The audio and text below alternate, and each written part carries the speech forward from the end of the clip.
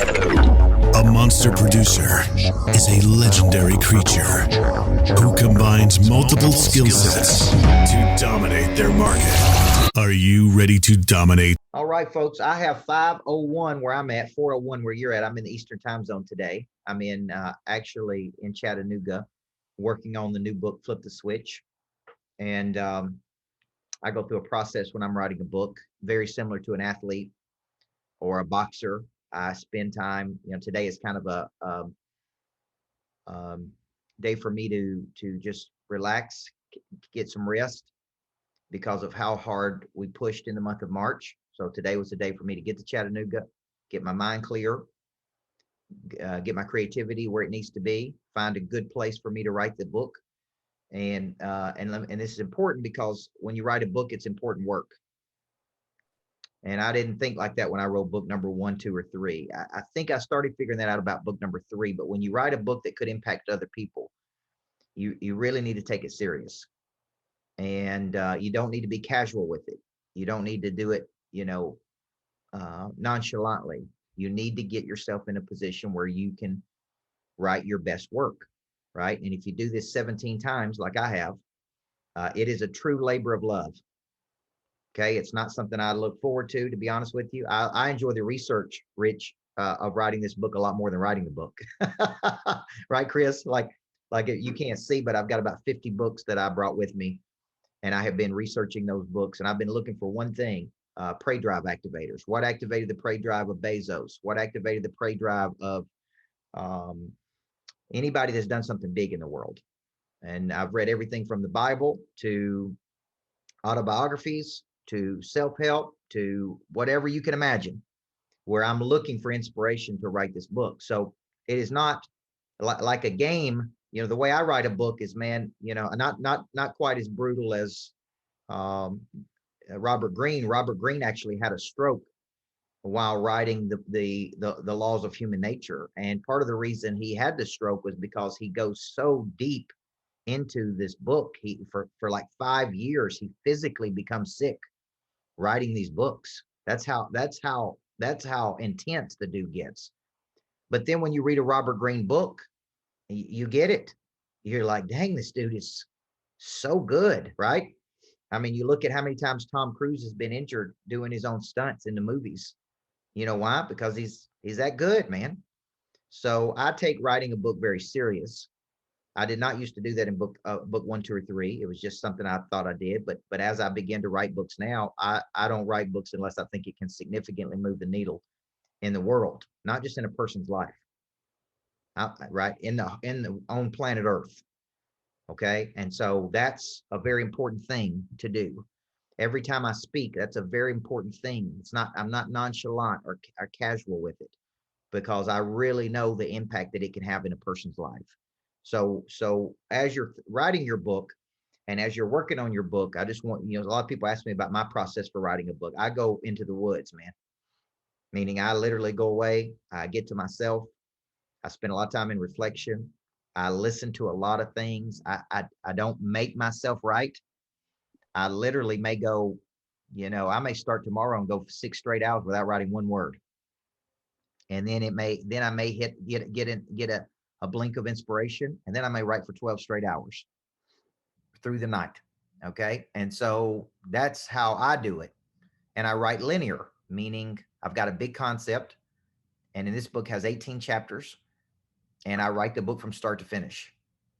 Okay. I don't write it in pieces. Some people write it in pieces where they do this and then they do this and they do this. I don't do that. I start with a chapter and I look for supporting stories and information, and I just write that chapter, and I'm done with that chapter. I go to the next chapter, and I keep doing that until I'm finished. Right. So, today is a day where I really want to ask you, I've got some notes here about what I want to cover. But I do want to ask you, where do you feel like you're struggling? I see the book, as I mentioned earlier, as an asset, but it can be a liability if it sits there and does nothing. And it may be the best book in the world, and you may tell me you've written the best book in the world, and that may be true. But a book where you don't understand marketing and promotion of a book, or the usage of a book, or how to get attention for the book, I reminded you when I wrote the book Zebras and Cheetahs, me and my co-author, that was the first published book we ever had. We literally thought, man, that first day that book was going to sell like crazy. And I bet we didn't sell 10 copies. I sold 103 copies of Person of Interest yesterday or the day before. And we're running an ad right now on Person of Interest to give that book away for free. So we sold 100. We thought we were going to sell 10 to 20 the first day. We sold 103 the first day. And we're up to 168 over this week. And you say, well, that's not a lot of books. It's not in the grand scheme of things, but it is a lot of books when most books are selling a few copies a day. So when you think about it, my role in your life is to really help you maximize this asset. And I did a coaching retreat last weekend at our house in Florida, and a guy came who had a book. He had already written a book, but he had no literal idea of how to do anything with that book. None. He didn't know how to get a speaking engagement with it. He didn't know how to sell it. He didn't know how to build a boot camp around it. And after the first night, he was just sitting there looking at me like, this is crazy. Like I never even thought about any of these things. Like I had no idea how to use this book. And so it's literally been sitting there. He said, man, maybe we sell a couple copies every now and then, but it's just a book I have. I want to do something with it, but I don't know what to do. And after that 3-day weekend, I'm going to show you a lot of these things at that publishing retreat in a few weeks. I'm going to break it down. I'm going to show you how to sell 168 books in a couple of days, but that's not where the real money's made. The real monetization takes place when you learn how to build something around that. Okay. So before we get started today, I'd like to hear some roadblocks that you may be having as it relates to the process of writing your book. And just remember, writing a book to me is a true labor of love. I'm a communicator. I'm a coach, right? To write, I love creativity, but to write a book, man, it forces me to sit for a long period of time and stay focused. That is not something I personally enjoy. Okay. Like I said, I'd rather read all the books, write notes on my iPad, and then go talk about it versus literally sit down and go through the process of writing the book. But I know the book is necessary. So it's just, sometimes you got to suck the sour to get to the sweet. Okay. And that's just part of it. Okay. So tell me some of the struggles that you're having. Maybe I can offer a word of advice before I get to the message today on what I want to show you on being an authority. And today I want to teach you about building an audience and why that is so critical to selling a book and using a book. Okay. Who's got a struggle they want to tell me about? Hey, Coach, I'll go first. This is Chris Yormark. Hey. I guess it was 2 weeks ago when you were talking about creating a system with the book. I'm still struggling. And I mentioned this, I guess a couple weeks ago, and I still haven't gotten over the struggle, to be quite honest. I'm trying to figure out how to create a book, the book around, where it's not about me, because people are not interested in necessarily me, right? But it solves a problem for them. And in doing that, you said, think about the end game, think about how you can monetize it, how you can create the things you just talked about to create a system. So I'm trying to figure out chronologically, what makes sense. Are you, when you're saying that, are you saying give people 7 steps or 10 steps, or are you saying to, try to package it up where it feels real simple, and then just pepper that with my life experiences? That's where I'm struggling. I just can't seem to put the gel around it. Well, what I'm really buying from you, yes, I could be buying an inspirational story, right? And people do write books that are inspirational stories, but you got to do something real big and real cool for that, right? Like it's one thing for Rob O'Neill, who shot Osama bin Laden, to come back and write a book about his stories being a Navy SEAL, because that's cool, man. He was a Navy SEAL. You understand what I mean? And the lessons you can learn through operating at that level, right? That's a cool thing. But you're right. Until you become known and famous and have something valuable to say, most people are not interested. They're like, come on, dude, get to the point. And we think it's cool, but they may look at it and go, what's in it for me, right? That's the world we live in today. What's in it for me? So when I'm saying methodology, what I'm really buying from you is some type of methodology, some type of structure, some type of system. The thing that comes to that comes to my mind is when I wrote the book, The Accountable Church, which is for churches, right? My pastor did something one night called one event evangelism. It's literally if you just have one opportunity to share your testimony with another person, how do you do it? Does that make sense? Mhm. It's like he called it one event evangelism. It's like, man, I just talked to a person one time, and this is how you share your testimony. And I took that structure and I put it into an explanation of service. If you read the book, I put one event evangelism into a structure, and I said, this is what we believe. This is what I believe. This is why I believe it. This is what I'm committed to doing because of my belief. This is how it can help you. This is how many people it's helped. Like I took, like what you're really selling me in the book, in my opinion, is some type of methodology, some type of structure. It could be seven. So if you remember when we talked about this before, I talked about Covey had the 7 habits. Right. Lencioni had the 5 dysfunctions. Peter Senge had the 5 disciplines. Maxwell had the 21 laws of leadership. Now, the numbers are here is a structure for me to grab, right? But you look at John Gordon wrote the Energy Bus. It was just a little fable about kids, getting on the bus in the morning, and the bus driver was real positive, and you know what I mean? And that became a best-selling book.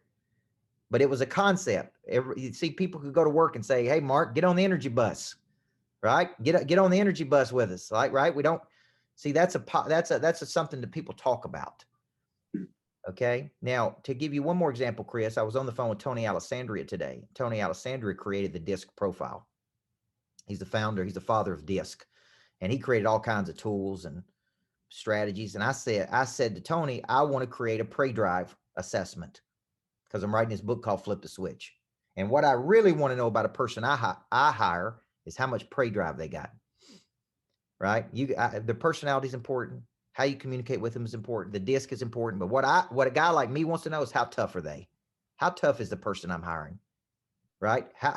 What is their activator of their predrive? How do I get them to the highest frequency possible? So imagine my book coming along with a predrive assessment that helps you find your primary activator of your drive, and it helps your employer find your primary activator, and it tells me if you got enough stick that you're going to last or not.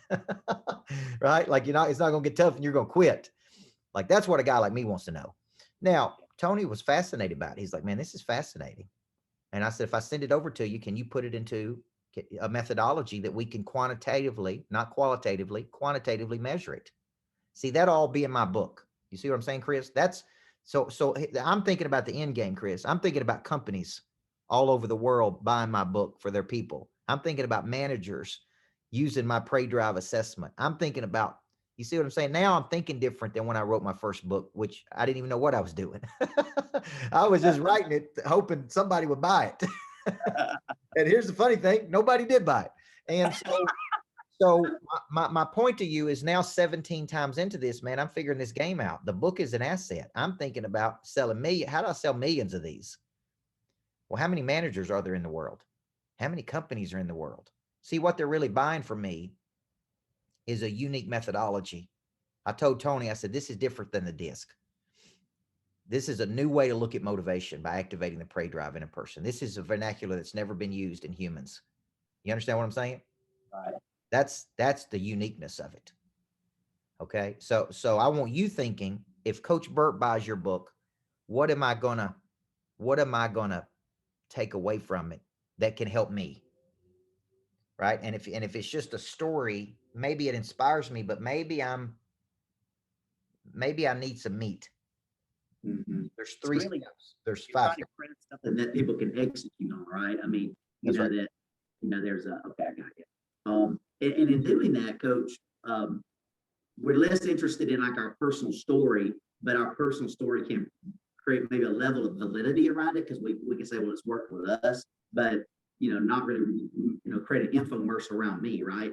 That's what I kind of feel like I'm doing, and I'm like, this is not what I'm trying to do. That's what I end up. Yeah, I mean, I guess that's kind of what I'm saying now. If you like I said, if you started Amazon and you wrote the book, then it'd be like, man, how did he do this? Yeah. If you climb to the top of Mount Everest, and almost died 7 times along the way, and then it's interesting.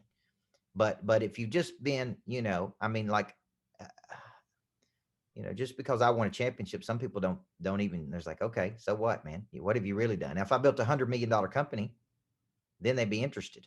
Does that make sense? Yeah. If I did something never been done before, then they'd be interested. So think of it. Go back to that Rob O'Neill story. We're interested in Rob O'Neill because he did something unique. He killed Osama bin Laden, and that affected a lot of people, right? The terrorism affects a lot of people. So it's like, well, how does this dude think? What does he do? What time does he get up? How does he work? Like, you're interested because he's a big time person of interest. So just remember, early on in your career, before you become known and famous, which you're all going to be, you got to position by concept. And the concept has got to be very powerful. Okay. Think about it. It's so powerful that even if I was in a bookstore and I didn't even know who you were, and I looked at your book, I'm like, that's interesting, man. What that dude's writing about is interesting. Does that make sense? Yeah, it does. So we had this guy in yesterday. This is part of my notes to tell you, who's at our tycoon level. And if you ever hear me say a tycoon level with me, those are people that are investing at least 40,000 a year in their coaching with me. And so he flew in. This is how serious the dude is. He flew in from Jacksonville to meet with me for 1 hour. He said, I want to be a person of interest. I just need 1 hour of your time. And I said, well, would you like to do Zoom? Would you like to do it over the phone? He said, no, man, I'm going to fly from Jacksonville. So he flew in from Jacksonville, Florida to meet with me for 1 hour. And he said, I want to be a person of interest. So I drew it up on my Google board at the lodge. This is how you be a person of interest. These are the steps you got to do. This is the organic side. This is the intentional side, right? Like everything I teach in person of interest. And he's like, I need a concept, man. I need a concept. I'm not famous. I'm just a general contractor. I just build commercial, but I want to be known. And I said, you know what I love about you, man? I said, man, you're incredibly humble, but you are also fierce. You're humble and fierce, which is a real odd combination. Most people that are fierce are arrogant or egotistical. And I'm like, man, you are so freaking humble and so freaking fierce. Like at the same time, it's like you're humble and fierce. And I said, man, that's your concept. That's an incredible concept, humble and fierce, because it's a dichotomy, right? Mm-hmm. It's odd. Okay. Now, from the humble and fierce, we built out everything in an hour. We built out the title of his book. We built out his one-day workshop. We rewrote his explanation of service for his company, right? In 1 hour, we literally come up with all that concept, right? Now, how many of you would pick up a book called Humble and Fierce if you were humble, right? It would make you interested. Be like, like that's interesting because it's a dichotomy. Most people that are really, really humble are not fierce. They're egomaniacs. I mean, excuse me, people that are really fierce are typically egomaniacs. They're very driven, right? High D's. So to be real humble and be real fierce, it's like it don't go together. But with him, it does. So we came up with the concept that I think he could go back and put into his construction business. At our company, we believe in being humble and fierce. We believe that general contracting is eat up with ego, right? We believe that we believe in boom, boom, boom, right? And because of those beliefs, we built a company that does this, and this. And he kind of built out his whole concept. Now, the other interesting part about him is that the dude had a heart attack at 19 years old. He found out, he got 2 phone calls within 5 minutes of each other that who was it, Mark? Two different people in his family died within 5 minutes of each other.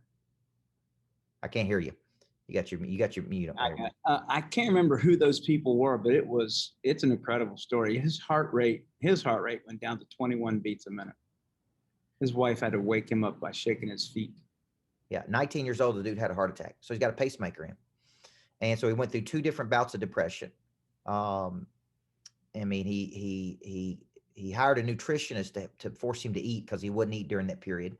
And then he went on to become a professional bodybuilder.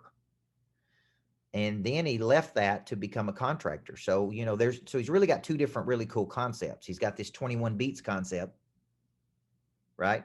And he's got this humble and fierce concept. So he's going to write a book on this. And I think it's really 2 different books. But he could tell the story of 21 beats within the humble and fierce, right? Within the humble and fierce book. Everybody see that? Mm-hmm. Oh, yeah. Does that help you? Does that help you, Chris? It does. Thank you. Okay. Just remember, man, I'm buying a methodology. I'm buying a how to. I'm buying like, how do you do it? I read the book. Now it's like, what do I go do here? What do I do from the book? If it's just an inspirational book, man, I could just be inspired, man, just by reading the book. I mean, there's nothing wrong with that. Mhm. I write how-to books, right? Because I'm a coach. How to activate your prey drive, how to follow up, how to, right? Like that's me. So, but let me tell you why this is important is because I can take that methodology into a speaking engagement, into a 1-day boot camp, into a 3-day, because I'm teaching something, and people will pay a lot more money to learn something. Mm. You understand? Like I text Cody Askins today, my insurance buddy, because I'm speaking at 8% again. It's like the 4th time I've spoken at 8%. And I'm like, what am I going to talk about this year? And I'm like, I'm feeling fanatical follow-up. I'm feeling like most insurance people struggle with follow-up. So I want to do fanatical follow-up. I had a huge success with fanatical follow-up a few weeks ago. It's from I may even take the book $1 Million Follow-Up and redo it and call it fanatical follow-up. So what I'm telling you that, Chris, is because he's like, absolutely, yes. See, when you have a very powerful concept, it gets you on stages. The concept solves a problem for people. And if the concept doesn't solve a problem for people, then it's like, well, out of all the inspirational speakers we could call, why don't we call that one? Mm. You know what I'm saying? Like, Yeah, I got you. yeah, like I lost out once on a $30,000 speaking engagement because I was going to come in and teach something, and they hired a Top Gun instructor, like he flew fighter pilots. And here's what they said: "You're better than he is." They said, "But he's got a cooler story than you do." And that hurt my feelings for $30,000, folks. That hurt my feelings. He's like, "Man, coach, you done a lot. You're much better than he is, but he's got a cooler story." And I'm like, okay. If that's your decision making process, I haven't flown a fighter pilot, so that is cool. Yeah. When I build greatness factories and I have 100 greatness factories around the world, now I got another story to tell. How did I go from having a vision of one of these to hundreds of these? Right. Okay. So I want you to just think about that. Okay. Great question though. All right. What other struggles are you facing?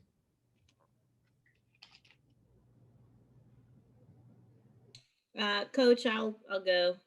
Kind of what Chris was saying too. Since I'm a storyteller, I kept getting too much into my story, and it would be like, okay, no. So going back to that whole methodology. Now I do feel like I've got it, and then every time I try to when I'm clarifying something, I'll just use a bit of my story to give the example, and then go back to this is why you should take this step.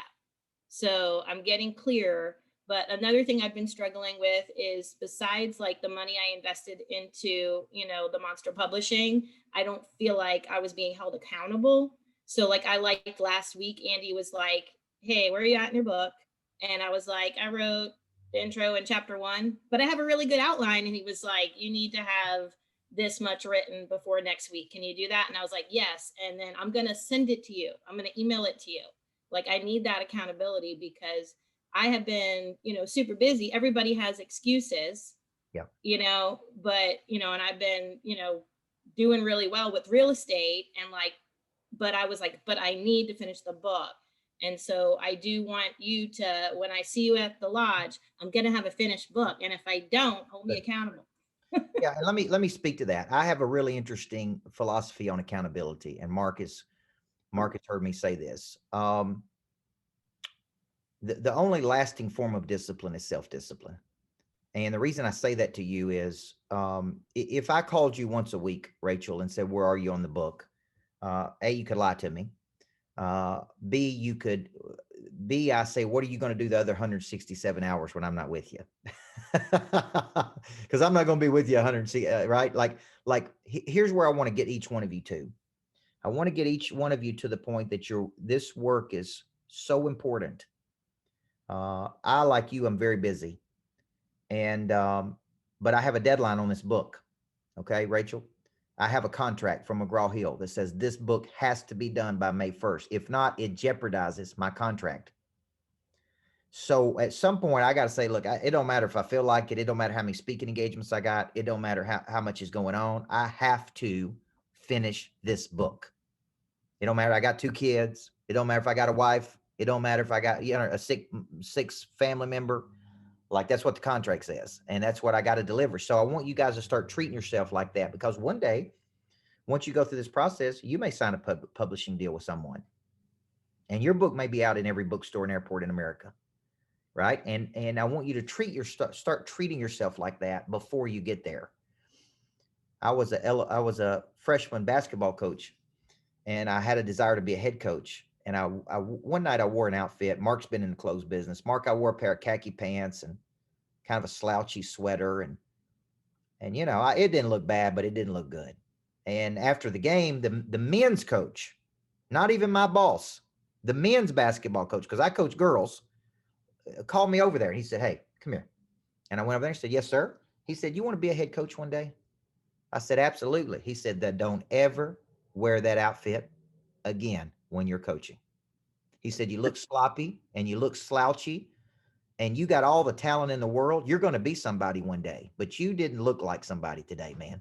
And man, I was 19 years old when he said that to me, and it hurt my feelings. And I went back and I said, "You know what? That dude's right. If I'm going to be a major basketball coach one day, I need to start looking like a major coach. I need to start acting like a major coach." And that's kind of what I'm telling you guys. So yes, do we need accountability in life? Yes. But I want to get you to the point eventually, right, where this is important work you're doing. Selling real estate is important, right? Doing all that stuff's important, but this is important. What you're doing is very important work. And because of that, you got to treat it like that. And that means you need the discipline to see it through to its conclusion, right? Set a deadline and say, "Man, I ain't doing it until I get there." That's good. That's good. Okay. All right. Any other thoughts? Because you're big time people, man. Listen, 81% of Americans say they want to write a book. That's 200 million Americans. Do you know how many people will actually write a book? I'm telling you, my wife would have never written her book if I wouldn't have volunteered her on Facebook. You know what I'm saying? And now she's going back now she's wanting to rewrite it. She's wanting to add more to it because now she's getting serious. She wasn't serious about it when she wrote it the first time. She's serious about it now. Okay. So now it's going to get better and deeper. She wants to do retreats on it. And so as you mature in your book writing process, you'll see that. Any other things? I just want to add, for my challenges, I kind of get minutiae on clients interaction, haven't really dedicated my time. Every time weekly we have the mastermind conversation for 30 minutes. Everyone needs this concept of how to take control of their time. I keep thinking about that app, but I haven't really taken the action yet. To Rachel and Chris's stories, we want to share our experience, but it's really difficult to let go our personal experience to really put our head in other person's shoes. Once we step out of that, our comfort zone, the story will come really naturally. Yeah. And it is, see, you're tackling a problem. That's the way you have to think about it. You're solving a problem with the book. Okay. And that's an important piece of it. Okay. So, you just got to take time to go away. I don't ever write my book in my office. Okay. Right. Okay. I leave and I go to the mountains or to the ocean or somewhere I can be inspired. Now I like Chattanooga, Tennessee, because it's close. It's an hour and 15 minutes away from me, but it's got mountains, it's got water, it's got a cool electricity in the city, so I can get out and exercise and be inspired by something, right? So to me, that's what I'm trying to do. It's like I'm trying to get my game face on. Now, here's the deal. When I wake up tomorrow and I got to write this book, I'm not going to feel like it. My feelings are going to tell me, "Man, just lower, put it off and put it off." But there ain't no more days to put it off, folks. Okay. my deadline's May 1st. So there ain't no more days to put it off. It's like, okay, it's game time. So just remember that. Okay. Now, the big time writers, so the big time writers that write for a living, they write every day. They get up and they write 4 or 5 hours a day, whether they feel like it or not. Like that's what they do. Like, right. If you study, Gresham or any of those big time people that write, that's what they do every day is they write. Whether it's good or bad, it don't matter. It is just like muscle memory, man. It's just banging it out. I'm just sitting here writing because that's what I do for a living. Okay. Now we're not professional writers. That's not what we do for a living. This is a new avenue for you. This is a new revenue source for you. And that's really how you need to see it. Okay. Anybody else? Okay.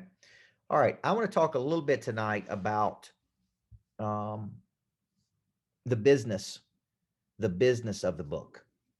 I remember meeting Marcus Buckingham, and he wrote several books. I think Strengths Finders. Did he write Strengths Finders? And he came to speak to my city once, and I walked up to him. He's this really good-looking British dude, and you know what I mean. He's cool, and he worked for Gallup for X number of years, you know, researching, which gave him this unique background because that's what they did, is research and do studies and polls on people. And I walked up to him as a young author, and I said, I want to get a major publishing deal. What do I need to do? And he didn't really even acknowledge me. He just kind of stopped what he was doing for a second and looked back, and he said, get 30,000 emails. And I said, what? I don't understand. He said, yeah, get 30,000 emails and you'll get a publishing deal. And I'm like, well, what do you mean by that? And he's like, well, you need somebody to sell the book to. And the publishers want to know if you have a group of people who to sell the book to. And if you do, you'll get a publishing deal. One of the biggest problems I see, this is a big revelation I've had over the last 2 years, is most people do not have a tribe of people that are sold on them, where there's a frequency. And this is really what the Monster Producer has become for me. It has become a powerful group of now over 700 people, where there's a frequency, where there's a flow and a rhythm and a structure. And the question for you becomes, how do you build this little tribe around your concept where there's a flow and a frequency? I was watching a thing of all people. I was watching an interview when I was walking a little bit ago of Grant Cardone interviewing 50 Cent, the rapper. And when he was asking 50 Cent, like all the stuff he was into, and he was talking about how he had evolved in his life, and not everybody that he once sang songs to goes to the clubs now. He's like, they're now have kids, now they've got jobs. So if I sing about partying in the club, you know, my audience is that's not my audience. He talked about how now, so he has other products and so he said, so what I do is I really listen to my audience, and I create products that fit my audience, which I thought was pretty interesting. He's like, now I've created products for moms and dads and kids, and, you know, versus just clubbing, which is what he used to sing about. And the dude's made a fortune doing that. And I thought that was a pretty interesting concept, because once you get this book finished, who are you going to sell it to? Who is your tribe of people? How do you get in front of them? How do you build a frequency? What do you push people to? Okay. Now, when I was thinking about this just the other day, Mark, with my book, Inside the Mind of a Monster. I don't know that we shouldn't ship that book to every person that signs up for Monster Producer, because that is how I think. And if I'm trying to teach people how to be monster producers, what's a better way to for them to think it than to read the book I wrote on? This is how a monster producer thinks. Okay. Now, my point is, I want you to understand the business behind the book.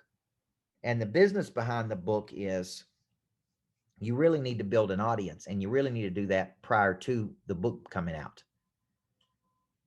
Okay. And you really need to say, this is a group of people that believe the same things. Right. I mean, think about this book on predrive. I have been talking about it for a year now, and the book's not even coming out till next year. Right. Like I've been talking about this book for a year. Now I've got a whole nother year I'm talking about it before the book even comes out. That's really 2 years of me talking about the book, getting people excited about the book, going deeper on the book.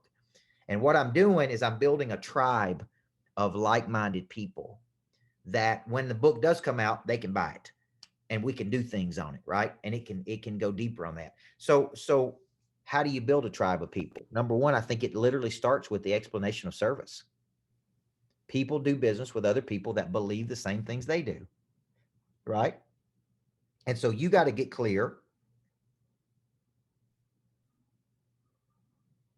You got to get clear on what you believe and why you believe it.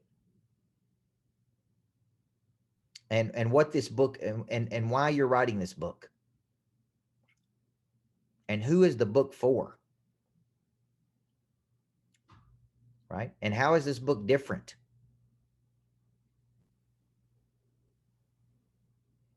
I mean, you really need an explanation of service for the book. See, I believe, if I was giving you mine for the book on prey drive, I believe that just like animals have a prey drive, which is an instinct to see something and pursue it, I believe humans have a prey drive. But that prey drive is latent and undeveloped. It has not been activated.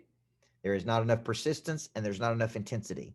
And sitting in that workshop, listening to that former Vietnam veteran talk about being in the war dog division of the Vietnam War, how the animal had a prey drive, I came to the conclusion that humans had a prey drive. Everybody see that? See how I'm telling my story? Because of that book, man, I've really spent 28 years of my life helping to activate this drive in people. Now I've got a name for it, right? And I believe there's 3 components to it and 5 activators of that prey drive. Now, how is this book different than everything else? It is a new way, right? It is a new way to talk about motivation in people that has never been talked about in this form before, ever, by anybody. Everybody see that? See how I'm telling the story?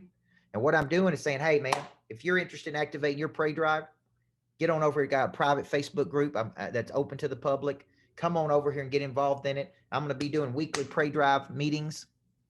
What I would be trying to do is to get people excited about that book, so that when the book comes out, I'm already doing flip the switch boot camps, right? I'm just getting deeper and deeper and deeper and deeper, right? A sheep ruminates on something. It's kind of a gross thing. It's how sheep eat. They chew it up, they regurgitate it, chew it up, they regurgitate it. It's ruminating. I learned that through biblical meditation. Biblical meditation is studying the Bible at a very deep level and then ruminating on it, chewing on it, right? Chewing on it. And what I'm doing with this concept of prey drive is I'm chewing on it, man. I'm ruminating on it. So it's just deeper and deeper and deeper and deeper to literally, by the time I'm done, Chris, I will be the leading authority on planet Earth on talking about this concept. There will be nobody on planet Earth who will know the concept better than me. Okay? Because I've really devoted 2 or 3 years to nothing but that concept. Okay? Now, then I got to go out and I got to build people. I need people. So what do? I literally go to my selling system and I start going, who is the ideal person for this book? Right? Who is the hit list for this book? How do I get the message to them? How do I distribute the message to them? How do I have a frequency with them? Well, I already have that group. You know, it's 700 monster producers, right? But it's a whole lot more. I checked yesterday. We've had 539,000 views on my YouTube channel, 500,000 views on my YouTube channel. So here's the deal. Those people are watching it, right? The question becomes, how do we sell 539,000 books to those people? Even if it's for $1, even if they buy the ebook, even if they get the download. Okay. So think about a book. It's literally like you're starting a whole nother business. A book really is its own business. And you have to treat it like that. I have a product. The product needs a hit list, right? The product needs a marketing plan. The product needs a database. The product needs a list of people, right? Then how do we distribute this message to the marketplace over and over and over and over and over? And then how do we get new people to the party? Right? That's a big question here. So for you, I go straight to my selling system. I go, okay, here's the EOS for the book. Here's the hit list for the book. Here's the people that I think will be most interested in the book. Here's the follow-up to those people, right? Here's the engagement. And I just start working the selling system as if the book is the product. I do the same thing for every one of my products. Boot camps. Who's the ideal client for this? How do I contact them? What's the explanation of service? How do I follow up with them? Because to me, the book is just a calling card.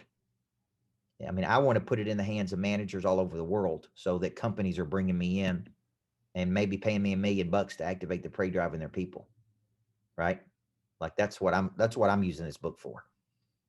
I mean, you know, for every motivational conference in America that wants me to speak on this unique concept of prey drive. Okay. So that's how you got to start thinking about this. Okay. Coach, I just popped up a idea. You developing a pre-drive disc assessment. In fact, maybe it's beneficial with the recruiters and HR managers to use that to assess people from different roles as well. Yeah, That's right. That's exactly right. And that's what I see, right? So I'm looking at tools around predrive. I'm looking at boot camps. And here's the interesting thing. And my team doesn't know this yet. In 2022, my whole business may be nothing but predrive. Meaning every boot camp I do is on predrive. Predrive in selling, right? Predrive in closing, predrive in follow-up, predrive in kids. I had an interesting conversation yesterday with a guy who built out a school for kids. He spent $200,000 building the school out, and then he has no idea what to do with it. So he wanted me to take it over and put my greatness factory for kids in there. And, you know, I'm intrigued by it because he's already done the build out, had little businesses, right? Had little businesses kids could run in there. I mean, I thought it was really cool. And, but predriving kids, everybody see that? Predriving spouses, predriving. I mean, you literally, I may step back and say in 2022, my whole business is nothing but activating the predriving people. Okay. And that's all I do. That's the authority part. I'm an authority. Everybody see that? So think about your concept as a business, not just as a book.